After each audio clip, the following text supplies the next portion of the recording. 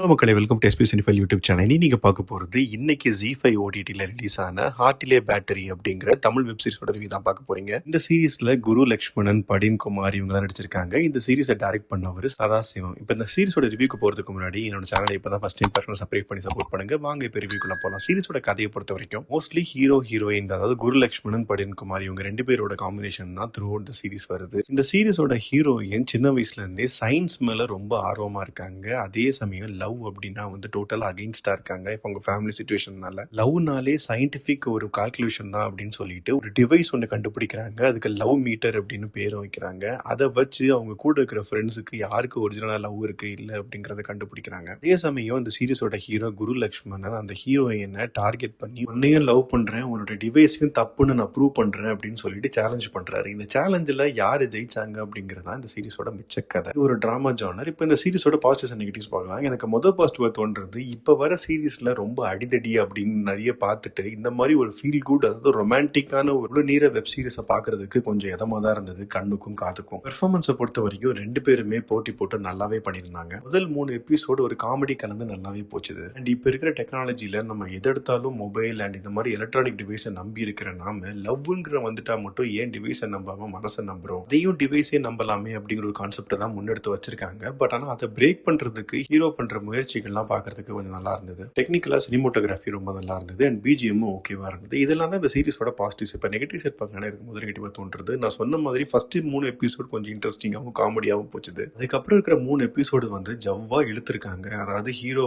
Love பண்ண try பண்றாங்க, heroine கடைசி வரைக்கும் லவ் ஒத்துக்கவே மாட்டேங்கிறாங்க. லவ் இருந்தாலும் இதை கேட்கும் போதே நமக்கு லைட்டா போர் அடிக்குது. பட் இதை பார்க்கும்போது அதுவும் 3 எபிசோட எடுத்துட்டு இருக்கும்போது நமக்கு எவ்வளவு போர் அடிக்கும். அந்த மாதிரி தான் இருந்தது. ரொம்ப லவ் அப்படிங்கிற பேர்ல புளிஞ்சு எடுத்திருக்காங்க அப்படின்னே சொல்லலாம். மொத்தத்தில் சீரிஸை பத்தி சொல்லணும் அப்படின்னா இந்த ஹார்ட் பீஸ் சீரிஸ்ல இருக்கிற அதே காம்போ மறுபடியும் இந்த சீரிஸ்ல வந்ததுனால பயங்கர எக்ஸ்பெக்டேஷன் இருந்தது. ஆனா கான்செப்ட் வைஸா இன்ட்ரெஸ்டிங்கா இருந்தாலும் எக்ஸிக்யூட் பண்ண விதம் ரொம்பவே சொதப்பிருக்காங்க. என்ன பொறுத்த வரைக்கும் இது ரொம்ப சுமாரான ஒரு வெப் சீரிஸ் தான். இன்கேஸ் நீங்க பாத்தீங்க அப்படின்னா உங்க ஒப்பீனியன் என்ன அப்படிங்கறத கமெண்ட் செக்ஷன்ல சொல்லுங்க. அடுத்த ரிவ்யூல சந்திக்கிறேன். Bye, take care.